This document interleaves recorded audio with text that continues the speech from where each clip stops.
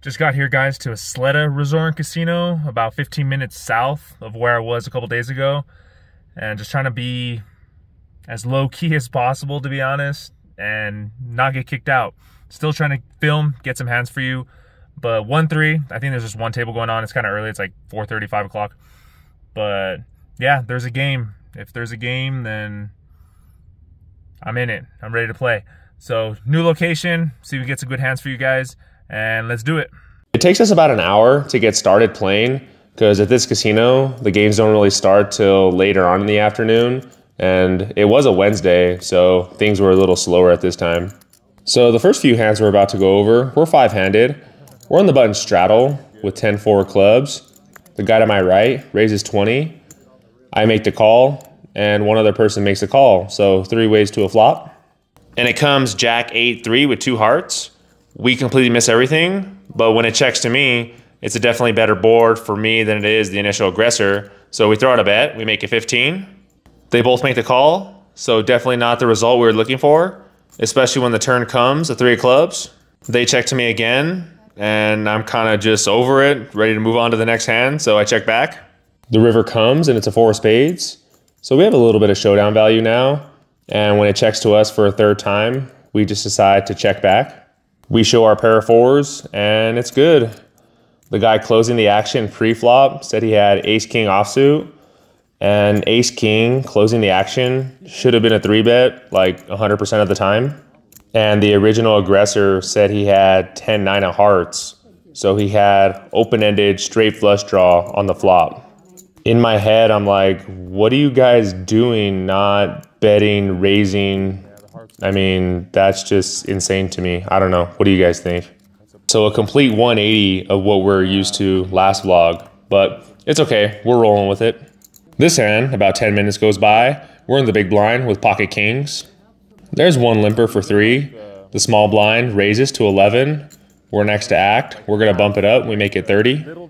We're still 5-handed, so we don't need to make it too big. The limper folds, and the small blind makes the call. So in position to a flop, and it's queen of hearts, 8 of hearts, 3 of diamonds. We have an overpair and no hearts or diamonds in our hand. So when he checks to me, I make a continuation bet, make it 35. He takes about 10 seconds and makes the call. The turn is a 5 of diamonds. So now there's 2 flush draws on board. So when he checks to me, gotta charge him for those draws. I make it 75, but didn't seem to have any of the board because he folds. A few hands later, we're in the button straddle for 6, and we downgrade from pocket kings now to pocket jacks. At this casino, and the other casino here in Albuquerque, the way the button straddle works is the small blind acts first, and it just goes around like normal. Unlike in Vegas on a button straddle, the under the gun acts first, and if the action doesn't change, like if nobody raises, then it skips over the button straddle, and then it goes small blind, big blind. Some people prefer it this way, and some people prefer it the other way. I don't really care, to be honest. As long as you're able to straddle, that's all I really care about. All right, back to the hand. The small blind, first to act, makes the call for 6. Folds around, the guy to my right, raises again, he makes it 16. And like last hand, we're gonna bump it up again. We raise to 40 this time. The small blind gets out of the way, and the guy to my right makes the call. So heads up to a flop. And it comes 9-6-4 with 2 clubs. We have an overpair and no backdoor draws. So when he checks to me, I make a continuation bet, throw out 25. He makes the call. The turn brings in the front door flush. It's a 2 of clubs. He checks again. And besides the front door flush coming, shouldn't be scared of too many hands. So I continue the aggression. I throw out 40. He thinks for a little bit and makes the call. The river is another 2. So really good card for us. If he had 2 paired like 9-6 or 6-4, he's now counterfeited. He checks again for a 3rd time, and I still feel like I have the best hand because if he happened to have a flush or 3 of a kind that turned into a full house on the river, I should have probably heard from him by now. I throw out another bet. I make it 50. Don't have to make it too big because if he did have those hands that I mentioned, he's gonna raise no matter what. And 50 is kind of that number where I can still get value from top pair of 9s. When I throw out the bet, he snap calls very quickly. So not really sure if my jacks are good, but I show and he says, you got it. So when he calls that quickly, my guess is he had top pair or maybe just a non-believing 6, thinking that I had ace high, ace king, king queen kind of hand. All these hands are going really fast for me. It's kind of hard to write down all these notes because we're still 5-handed. We're in the button straddle again this hand. The big blind raises to 26, and we look down at ace jack of hearts. I should be making a 3-bet, but all these guys seem to be recreational players, and with a playable hand in position, I feel like I can outplay these guys post-flop, so we decide to make the call. The flop comes jack 7-5 with 2 spades. We have top pair, top kicker, and he makes a continuation bet. He throws out 30. For some context, this is the same guy that didn't 3-bet ace king offsuit on the very first hand. So I'm kind of playing this a little cautious, so I just decided to make the call. The turn is an offsuit low card. I don't really remember because it's been a while, but all I do know is it was below a 5. He continues and makes it 60, and normally I would raise this up, but because this player has been super passive, I don't really want to value on myself. So I just make the call again, hoping for a super clean river, but it doesn't come. The flush draws do miss, but it's an overcard to our pair, and expecting him to slow down, but he doesn't. He continues and throws out another bet. And the amount that he comes up with is the same amount as on the turn, 60. If he would have bet more, or perhaps jammed all in his remaining stack, I would have been more inclined to call, because again, the flush draws do miss, and I don't really have to be worried about too much. But for this sizing, there's just no way that it's a bluff. And even though I'm getting an insane price to call, I just throw my cards away. I flip over the jack, saying that river was a really bad card for me, hoping that he'd show his hand. He doesn't, but later on he did say he had ace king. So results oriented, just calling on the turn was a bad play because a raise would have got the job done. But if the river wasn't a king, he would have probably done the same thing and blast off even more, and we would have won a big one. So I don't hate my play too much, but he just happened to catch his 3-outer this time. This hand, we're in the button straddle again. There's been a lot of straddling on the button and under the gun, especially from me because we are still 5-handed. The big blind makes it 16, folds around to me, and we look down at pocket 8s. We just decide to make the call, throw in 10 more. So heads up to a flop in position. The flop is 9 high. He makes a continuation bet. He throws out 16. And this board is much better for me than it is him. And we have second pair. So we raise it up. We make it 45. He makes the call. So with around $120 in the middle, the turn comes another 9. A good card, because it makes it less likely that he had top pair on the flop. He checks in flow to me, and need to charge him for all his overcards, so we throw out a bet, we make it 55. He folds pretty quickly, saying he was open-ended, so he probably had like 7-8 or 3-4, but who knows if that was true. About a half hour goes by, and haven't really done anything significant. Maybe won a few small ones, just raising pre-flop or c-betting the flop.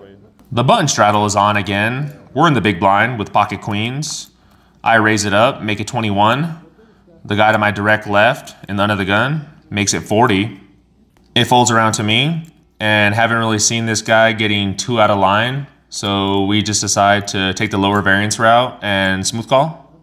The flop is ace-10-4 rainbow. So definitely not a good board for us with the ace being out there. And being out of position is even worse. So we check in flow as we would with pretty much all our holdings. Surprisingly, he checks back. And now I could honestly narrow his range to pocket aces, pocket kings, or pocket jacks. At these stakes, not a lot of people are checking back top pair, top kicker, or even top pair, queen kicker for that matter. But I have seen a lot of people checking back top set when they just have the board completely locked up. Or on the other hand, he could be scared of the ace and have pocket kings or pocket jacks. Pocket kings beating us and we're beating pocket jacks. So kind of in the middle. All that is going through my head when the turn comes. It's a 2 of spades. So bringing in the backdoor flush draw, but really just a brick. And with all that nerd theory that I was talking about earlier, I want to test it out, so I throw out a bet. Don't need to make it too big. We throw out 25. Depending on what he does, will kind of give me an indicator on where I stand in the hand. If he raises, we can pretty much snap fold for a really low price because we know we're beat. If he just calls, we can pretty much eliminate pocket aces from his range. Not completely 100%, but it'll just be unlikely that he has that. Or pocket kings and pocket jacks are still a possibility with just calling. And if he happens to fold, taking down a 3-bet pot without having to risk too much is a good result. With the $25 bet, he just smooth calls. So on to a river, and it's another brick. It's a 6 of hearts. So nothing changed. And in the moment, I just decide to check to him to see what he wants to do. Looking back at the hand, I really should have continued the aggression, went for more of a bet fold strategy. Because if we are behind pocket kings, throwing out a bet would have definitely put him in a really rough spot. Lucky for us, he checks back, and we do win against one of those hands, pocket jacks. But it could have gone either way. He could have had pocket kings and played the exact same way. Just being super critical of myself. I don't know. Let me know what you guys think. About 90 minutes into our session at this point, and we gain a few more players, so we're 8-handed right now. This hand, we get involved with one of the guys that just sat down, and the reason I point him out is because we get involved with this guy a lot during this session. And for the sake of this video, I'm just going to call him CowBoy, because if you can see, he has a Dallas Cowboy shirt on. So there's a couple limps to me. We're in the hijack with pocket jacks. I raise it up, I make it 20. The cutoff makes the call, and the big blind, CowBoy, makes it 80. With all this action in front of me, and the cutoff having around 500, maybe 550 in his stack, and only cold calling my $20 raise, I want to isolate the big blind. So I bump it up, I make it 220 to go. Because if the cutoff had a better hand than me, he would have put in a raise himself. And honestly, I don't really mind getting it all in for $200 with the 4th best starting hand in poker. We avoid the snap call because I figured if he had kings or aces, that would be an automatic snap call. So if we can even get queens or ace, queen, ace, king to fold, that would be a huge win. And after about 20, 25 seconds of tanking, he makes the call. I tell him I have a pair, and I ask him if he has a pair, and his response is, I have kings. And if being a 4-to-1 dog wasn't bad enough, he spikes a king on the flop, and we're basically drawing dead. You're thinking about it? What is it? 184. I did. I was going to lay it down with that. Wow. Damn, respect. No, we'll get a jackpot, yeah? Jackpot. No, don't ever think kings with $200. As you heard us talking about the hand, I'm like, never think that long with pocket kings. Already putting half your stack in for only $200 total at a 1-3 game. Just, it's not necessary. Almost felt like a slow roll, to be honest.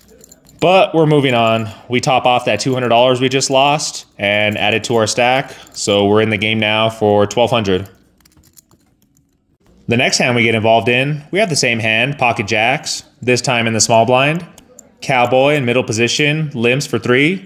I raise it up, I make it 17. He makes the call for 14 more. So out of position, heads up to a flop, and it's ace high. I'm gonna lead out and represent the ace. So I bet, I make it 15. He doesn't think for too long and makes the call. The turn is another overcard to our pair. It's a king. And I don't really know what to do in this position. Do I keep betting and representing a strong hand? Or do I check and see what he wants to do? I check to him, and he takes the initiative now and throws out a bet, makes it 45. I mean, there's really not much for me to do. We have 3rd pair and probably only drawing to 2 outs. So I just fold. A little tilting, losing back-to-back hands to the same guy with the same hand. And maybe it was just because he was a Cowboys fan, but yeah, it was just a little tilting. Not sure if I mentioned this in past vlogs, but I'm a San Francisco fan. So if you guys hate the Cowboys, give this video a thumbs up and let me know in the comments what your favorite NFL team is. The very next shuffle, we're in the button straddle. There's 4 limpers in the field, and we look down at ace-4 of hearts. We're in position and a suited ace, so we bump it up. We make it 45 to go. There's 3 callers, so 4 ways to a flop. and it's king, queen, 4 with 2 diamonds. It checks around to me, and I make a continuation bet. I make it 50. The guy next to act calls, and CowBoy makes the call. I guess we thinned the field a little bit, but looking back at the hand, making a C bet in this spot is probably the wrong move. Not only do we have a little bit of showdown value with our bottom pair, but trying to bluff 3 other opponents is probably not the best course of action. But just letting you guys know what I did in the moment. What is that saying? Do as I say, not as I do, or do as I don't know. You guys know what I mean. The turn comes and it's no help to us. It's a 5 of hearts. They both check to me again, and not gonna make the same mistake twice, so we check it back. The river is another blank. It's 8 of clubs. The under the gun 1 checks, and CowBoy in middle position throws out a bet, makes it 180. I snap fold, and CowBoy is 3 for 3 thus far. The under the gun 1 folds as well, and we'll never know what he had. An orbit later, there's no straddle on in this hand. The under the gun limps for 3. There's a middle position limp as well, and we look down at pocket aces in the small blind. Just the hand we were looking for to get some of our money back. So we bump it up, we throw out 15. They both make the call, so 3 ways out of position to a flop, and it's 9-9-7 rainbow. A really good flop for pocket aces. Only have to be concerned about the other 2 9s in the deck. And in the small blind, out of position, we're gonna make a continuation bet. We throw out 20. The lady under the gun makes the call, and CowBoy in middle position bumps it up. He makes it 60. In my head, I'm like, oh my God, really? Really? But I can't really fold to 1 raise, so I make the call. And the under the gun gets out of the way, so heads up to a turn, and it's the 8 of clubs. I check and flow to him, and he throws out a stack of reds, 100 total. I still feel like I need a call. I mean, maybe he picked up backdoor clubs or straight draw of some sort. So that's what I do. I make the call, and the river goes from bad to worse. It's a 10. The clubs do miss, but now there's a 4-liner out there. So I check again to him, and luckily he checks back. So now I'm thinking our aces might be good, but he flips over 9 deuce of diamonds. I mean, it's just so sick. Aces against 9 deuce suited. I mean, maybe I'm playing bad or just getting unlucky. Either way, it's just frustrating. 1 orbit goes by. We're in the button straddle. Both blinds get out of the way. CowBoy, the under the gun, raises to 18. Folds around to me, and we have Jack 10 offsuit. On the button, already 6 invested. I make the call for 12 more. We just have to beat this guy, right? I mean, come on, dealer, give us something good. Ask and you shall receive. The dealer puts out king, queen, 9 rainbow. So we hit the absolute nuts, king high straight. I'm like, all right, this is the hand. This is the hand we're gonna get all our money back. Let's go. He has around $500-600 in a stack, and I want it all. I'm being greedy right now. I want it all. He leads out and makes a continuation bet, throws out 35. Being in position, I don't want him to take his foot off the gas, and I'm not really worried about any cards coming, so I just smooth call the 35. The turn is ace of clubs, bringing in the backdoor flush draw, but still leaving us with the nuts. He doesn't slow down and throws out another bet, makes it 60. Now's the time I need to put a little bit more money in the middle. If I want it all by the river, I'm gonna have to bump it up just a little bit. So I do just that, and I basically min click. I make it 140 to go. He thinks about it for a little bit, shows his neighbor his cards, and eventually folds. If only he was like me, who never fold to min clicks, but I guess he's a better player than I am. We get a little bit of it back, but he's still up on us a lot on this session. We kind of go card dead for about an hour, and the straddle's on in this hand. We're in the hijack with king, jack of clubs. Both blinds limp for 6. The under the gun limps. There's a middle position limp, and the low jack limps. Too many limpers for my liking, so I bump it up. I make it 40. Yes, I know, guys, too small. 40 is definitely too small with all this action in front of me, but that's what I do. The cutoff makes the call, and all but 1 limper made the call as well. So definitely not the situation we wanted, going 6 ways to a flop, but here we are. With about $250 in the middle, it gets even worse when it comes 9-7-5 with 2 spades. It checks around to the cutoff, and he actually jams for 500 total, 2xing the pot. I wasn't going to call any size bet regardless, and 2xing the pot against 5 other opponents is a pretty strong move. The big blind calls for his remaining like $25 or something, and the rest of us fold. Just hasn't been going our way thus far. I mean, not connecting on boards whatsoever, trying to make some moves to isolate, and everybody just limp call happy. I think the cutoff had pocket 8s and ended up winning the hand. With chipping down a little bit, and it seems like the stacks around me are increasing, so we decide to add on $400 more, so we're in for $1,600 total. When you're losing money and card debt at the same time just seems to be going at a snail's pace.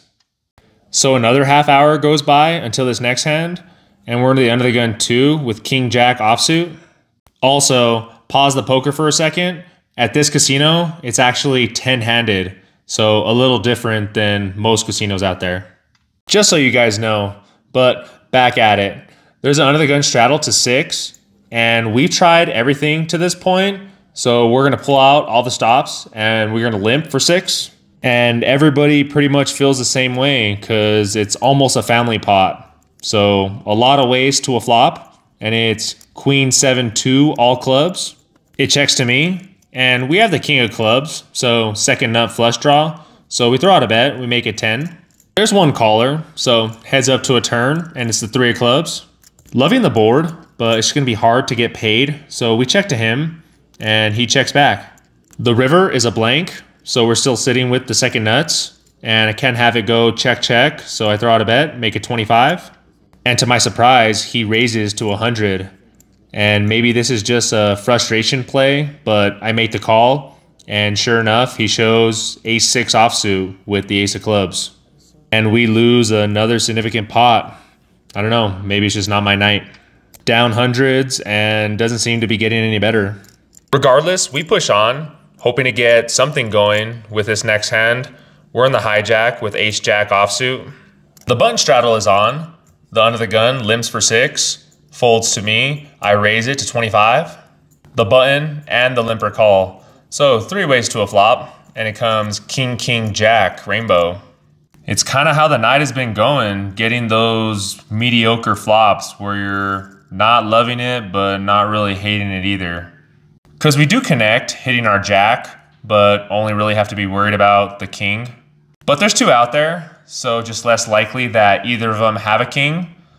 So when the under the gun checks to me, I'm the monkey in the middle, so I decide to check.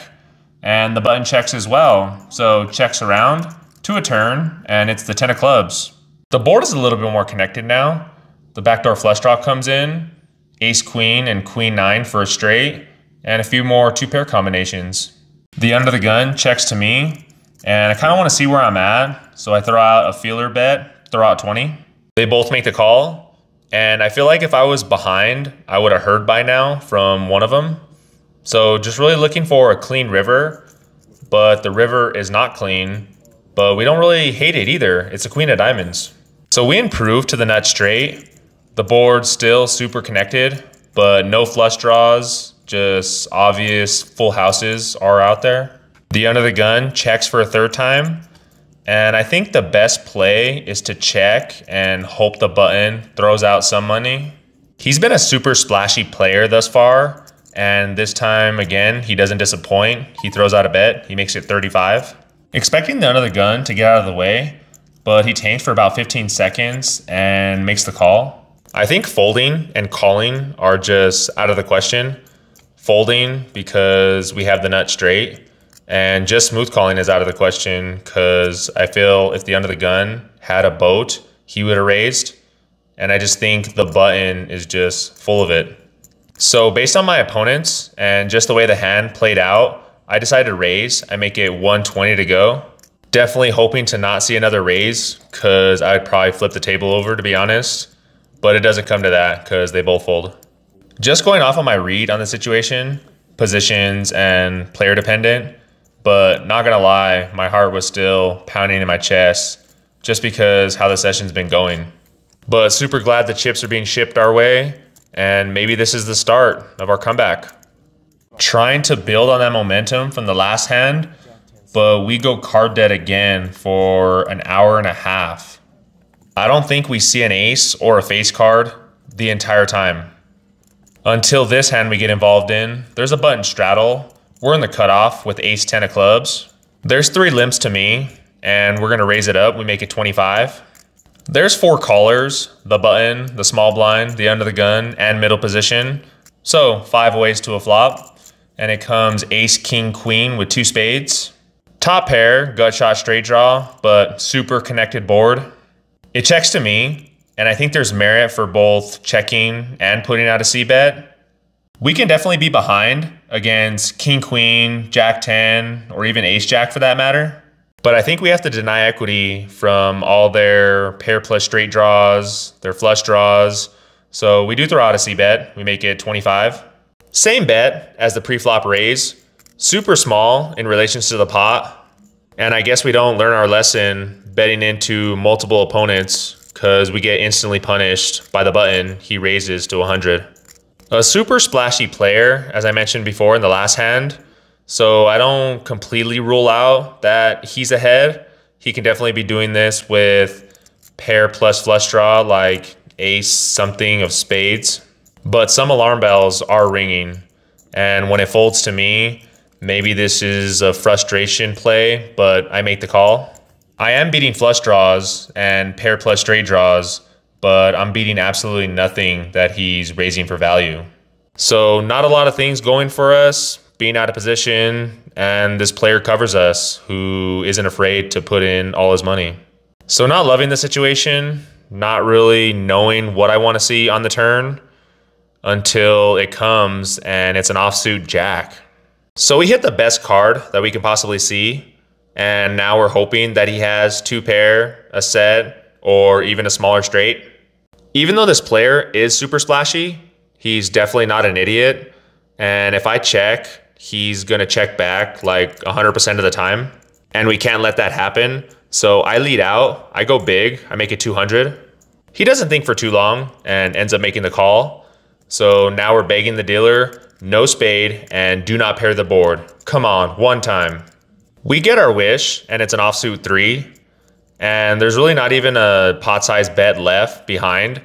So there's really not much to do besides jam. Hoping he puts me on a missed flush draw, or he has one of those hands that we mentioned before, like a set. Sadly, we couldn't get a full double up because he folds, and later tells me he had king queen, so 2 pair on the flop. Those alarm bells were correct, and we were behind, but it's nice to get lucky and feels good to have things go our way this time. A few orbits go by, and we have pocket 9s in middle position. We decide to limp. It seems like everyone else feels the same way until it gets to the big blind, and he actually raises to 70. The sizing kind of threw me off a little bit because it is really big for everybody just limping $3. I figured if he had a real premium, he wouldn't have made it as big. So I decided to exploit that, and I actually raised to 225, hoping that the old check raise would just be super strong in his eyes and taking down all the dead money plus his $70 uncontested wouldn't be half bad. It doesn't work, and he jams all in, and I call the remaining $35, $40 that was left behind. The board comes out clean for him, and we double him up. Definitely nobody to blame besides myself. I was only in for $3 at the time and should have just got away from it. In this next hand, we're in the under the gun straddle for 6. We have 3 deuce offsuit. Super aggressive player raises to 16. There's one other caller, and I'm closing the action. I already have 6 invested, so what's the worst that can happen? I throw in 10 more. The flop is magical for 3 deuce offsuit. It's 3-3-8 rainbow. I check and flow to the aggressor, and he throws out a bet. He makes it 35. The next to act gets out of the way, and I don't want to scare him off, so I just smooth call. The turn is an offsuit 4. I check again, expecting him to bet, and he does. He throws out 55. We're faced with a decision at this point. We could either raise and get more money in the middle, or just smooth call again and hope that he throws out another bet, firing out the 3rd bullet. I figured if he has air, he's going to have to throw out that 3rd bullet to win, or if he has an overpair, he's probably going to bet anyway. So we just smooth call and hope for a blank on the river. The river does come a blank, not going to go off plan, I check to him. Like I said, he's been super aggressive all night, but this time he unfortunately checks back. We show our cards, knowing we have the winner, and we take down a decent sized pot. Shortly after that hand, we get a tap on the shoulder, and it happened almost in slow motion, like a crazy deja vu moment from a couple nights ago. Like, no! Sure enough, it's the guy that's working the floor that night. He politely pulled me off to the side and asked if I was filming, saying they got a call that I might be filming. And of course, I tell him the truth. I say, yeah, I was filming. I do YouTube, even though at the time I haven't even posted any videos yet, but was in the making of creating this channel. He was really cool about it, unlike the other night at the other casino. He just said, yeah, man, you can't really do that. It's not allowed. If you can just put it away, that'd be great. At the time, I was pretty upset, but I didn't want to cause any issues, so I just put my phone away and continued playing. We play for a little while longer, but nothing too interesting happened. And it's already been a long day, long night, about a 7-8 hour session. So we just decided to rack up the remainder of our chips and head home. That's it for this one, guys. Hope you enjoyed it. If you did, wow, that sounded really close to a Brad Owen outro. I promise I'm not trying to do that. Shout out to you, Brad, because you were one of the first to start all this poker vlogging stuff, and definitely don't want to copy. But I want to get to these numbers first on this session, just to get that out of the way, because I know you guys like that. It's in for 16, out for 13 and some change. Yeah, 13 and some change, so lost, I don't know, less than $300, about $300. But yeah, played for 7-8 hours, really long session, got in a lot of hands for you guys. But as far as the real outro, I appreciate all you guys for watching. If you guys stuck with this video to the end, it just means a lot. And I don't really know what I plan on doing as far as vlogging in the future, because as you guys saw, I mean, I'm 2 for 2 now on getting kicked out or getting told that I can't film at my home casinos. So that kind of puts a damper in all the amount of content that I'm able to put out for you guys. I do actually plan on going to Vegas in a couple weeks on these dates. So I will be there for a couple days, just getting some new content, new footage for everybody. But as far as when I come back, I don't really know what I want to do or what I can do. I do have a plan, or it's like a plan in the making. If I can grow this channel exponentially in the next month or so, or just the near future, I may have a case for filming again. I could possibly go back to these casinos and show them my channel and be like, hey, this is the amount of views, the amount of engagement that this channel is providing, and it's free advertisement for you, and it helps me out because I get to film. So there's actually a real possibility where I can film again here at my home casinos, but I'm gonna need your guys' help to do it. So if you guys can like the video, comment, subscribe, share to whoever you know, doesn't matter. That would just really help me out and help out my case. But it is Sunday afternoon. The game starts in about an hour. So I'm gonna get this video uploaded and head out. So again, go Niners. I'm Matty Ice. This is Gaines Poker. Peace out.